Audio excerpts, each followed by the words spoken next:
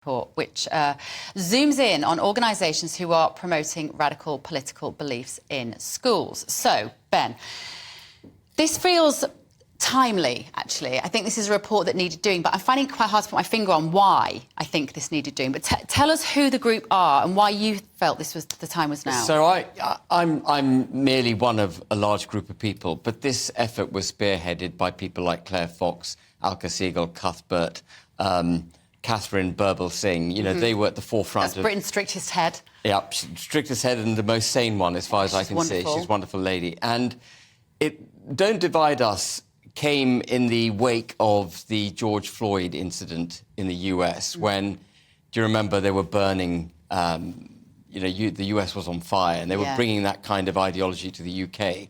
But white privilege, which is essentially at the core of what Don't Divide Us stands against, is a theory that goes back quite a long way. It goes back to the 1970s, except it never really got traction until, in my mind, relatively recently. It's probably been gaining traction slowly in the background. But it is time we stood up to it. And the basic premise behind white privilege is that if you're white, you're privileged. And if you don't recognise that privilege and you don't recognise your unconscious bias against ethnic minorities, you're a racist. Right. So you're not allowed to be white without sort of acknowledging that you're prone to being a racist. But you wouldn't argue in this country that in terms of poverty and educational attainment, and funny enough, it comes down to another couple of topics we're going to talk about later, that statistically, of course, white people earn more, do better, are more likely to be privately educated, or not? Yeah, but there are also, a preponderance of the population is white. You know, last time I looked, I think it was about 85% of the population is white. And what you don't do in life, and Zubi and I both, have... I'm from an ethnic minority, so is Zubi. And, you know, what you don't do is equate our rights, our opportunities in life by attacking white people. What you do is create a level playing field for all, rather than inculcating division by somehow saying that Zubi and I are different to others. We're not. We're people. We've got the same aspirations, same desires in life as everyone else, and the same capabilities. The other thing that's quite interesting about white privilege is that it assumes and it promotes this theory that actually people from ethnic minorities need a helping hand. Yeah. It's actually quite racist in itself. Was there a time, Zubi, when we did need to have this conversation, but maybe we've gone into a more post-racial world now? There was probably a time, but it was also probably before I was born. Wow. Okay. You know, the fact that these conversations are happening more now around racism and what I would call racialism, a lot of it has been imported from the USA, that's for sure. And it's happening all across the West. So these same conversations and concerns that are happening right here and these type of investigations, the exact same things happening all across the USA, but with even more fervor. It's happening in Canada, it's happening in Australia. Basically, any Western, particularly English-speaking, Anglosphere country, these conversations are going on. And I think that the demand for racism has been much higher than the supply for a long time. I see what you mean, but who's vested in that then? Who has a vested interest in there being more racism than there really is? People who profit from it. Which is who? There are organizations, there are groups, there are politicians, there are activists whose entire livelihood and reason for being would cease to exist if everyone just said, actually, you know what, we all agree that racism is bad. We also agree that more than pretty much any other part of the world or any other time in human history, we've made more progress in combating it, which was necessary in the past and, and still is as we go on. But you don't combat racism with more racism. But there'll be black guys watching this at home now who are like, hang on a minute, Zubi. You, like me, you will have been stopped more for knife crime. You might have not been prioritised for certain jobs. Like, you might have found yourself on the receiving end of insults on the street or threats from people. Yeah. So how do you not experience that? Or if you do you just handle it differently? I honestly have not experienced it, and through the nature of what I've done, I've actually met hundreds of thousands of people in the UK. Not exaggerating. I used to sell my CDs on the street and in shopping centres. I did that for over a decade. I have met hundreds of thousands of people in this country. I've traveled the world a lot. And I think I can categorically and fairly say that the UK is one of the least racist countries in the entire world. Oh, I think that's by quite a significant margin. Absolutely. No doubt. And we have to look at our government, look at our cabinet, look at our Prime Minister. Exactly. Now, I'll say that, and someone will go and say, oh, he said racism doesn't exist. No, I'm not saying racism doesn't exist. It exists in every single country. It's a part of the human sin of, bias and elements of tribalism. Right? Yeah. Tribalism in itself is not always inherently bad, but it can go off in bad ways. Just white people who are no, racist. not at all. No, not at all. So these sort of ideas, these radical ideas, which the term cultural Marxism has been sort of overused, but this is really what it is. Rather than looking at the class division, this is now splitting it across racial lines and trying to get and set people at each other's throats based on their skin color, their ethnic background, and so on. And ultimately, as Ben's already said, I mean, number one, many aspects of it are simply not true. And then secondly, it's not helpful, right? No one ever explains, okay, if you're going to go and you're going to sit a bunch of children down and you're going to brainwash them with this nonsense, who is this helping?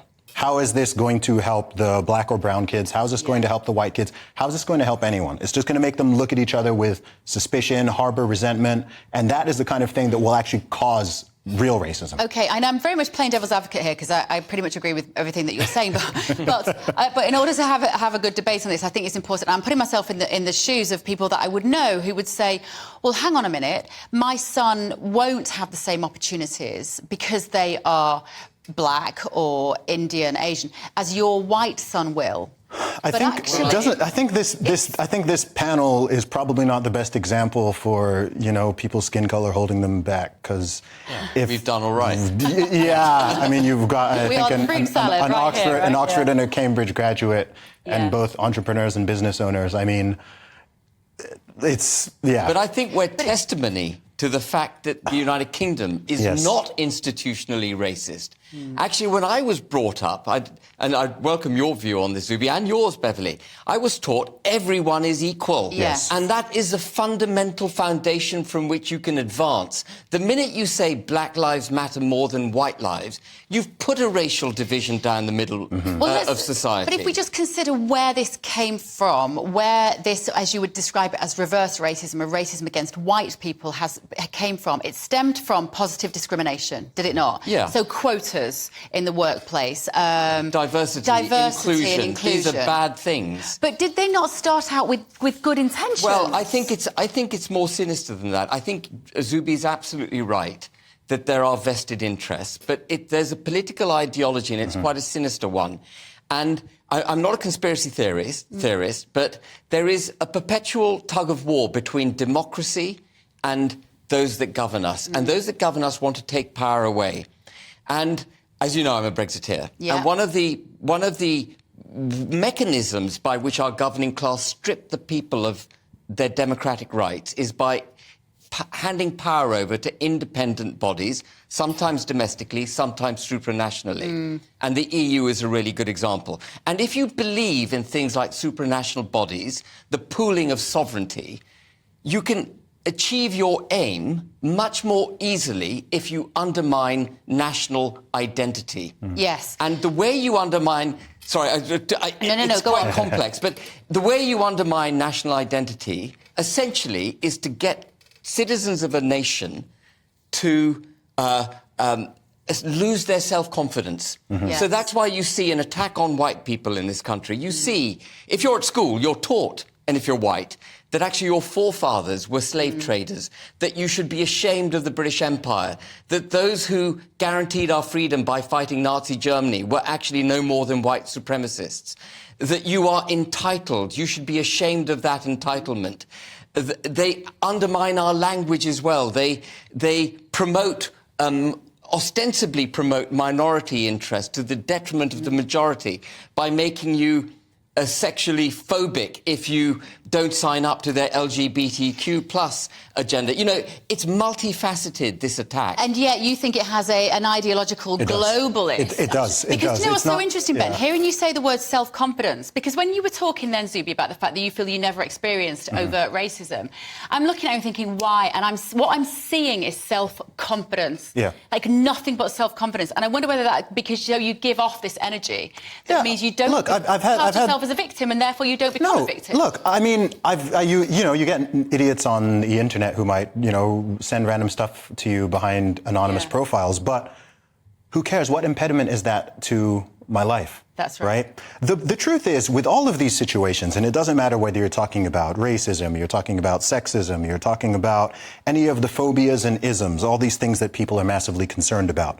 the best that you can do as a society and as a culture, and even under the law, is treat everybody fairly. That's the best that you can do. Not set different standards for people, not coddle some people and tell some people they're victims, tell other people they're oppressors. Just treat everybody equally and fairly. That's it. Going back to Martin Luther King Jr., content of character. These organisations that you've identified in this report, Ben, of who are working in schools, they don't see that, and they obviously want there to be this sort of division. And the idea of subconscious or unconscious bias, they would say... that's just unbelievable. You can't know. Even if you don't feel it, you're basically biased. Exactly. And we can't prove it. No. It's sort of Kafkaesque, isn't it, in a way? Like, we can't prove to you that you're inherently racist. Just believe us when we tell you that you are. I mean, people accuse me of being a racist. And I say, well, I'm half Pakistani. And they go, yeah, but you're really white. And I go, no, I'm really not. I'm half-half. Yeah. And they can't get it. They think Suella Braverman's racist. She's not racist just because she wants to stop illegal crossings of the channel. Can I bring an important point here as well? Is because what's going on here is what I call label inflation. And this is when you call everything and everybody a racist or a white supremacist or a sexist or whatever it is. These terms are devalued. They lose their meaning if you just throw them around, put them on everything like ketchup. Then when you do have someone who is a true white supremacist or a true racist or a true Nazi or whatever, what do you now label that person? You've already called everyone else racist and everyone else far right. Yeah. So if you've actually normalized them. Yes, you've normalized it. You've taken away the power of these words by just overusing them so much. Yeah. So I think this is actually part of the long-term danger. But what a of difficult, going and what calling a everyone difficult kind of tide to stem of what we're describing here. How do we start the pushback? People need to. Sorry to jump in. No. People need to say no. People need to just reject these ideas. I think my personal view, because I've been involved in these conversations for several years at this point, and I find the vast majority of people agree with me, regardless of their skin color and their background. You'll get some far lefty types who do disagree, but most people are not willing to state the things that we are saying. Yeah. Right. Again, because they don't want to. They don't want to be called a racist, right? But it's really this simple, and I think people need to stop being so gentle with it and just say no. Yeah. Right? If you're a parent and your child is going to school and they're teaching your little black boy that he's a victim and white people are out to oppress him and that they're all racist or whatever, no, you need to take that up with the school. If your little white boy or girl is going to school and being told that they're somehow responsible for atrocities that happened hundreds of years ago before they were born, which they have nothing to do with, and that they should be treating their friends and their fellow students differently, and they should be seeing race, all this stuff, it's utter garbage. This is not the way we were raised. And I think we've come out very well. And I'm concerned that by creating this type of division and animosity, you're actually going to end up creating a more racist society. And what we need to head towards, which you said, Zubi, if I can just sum it up, is an equal opportunity society, not an equal outcome society. And part of this debate, I think, comes from there's an economic aspect to all of this too.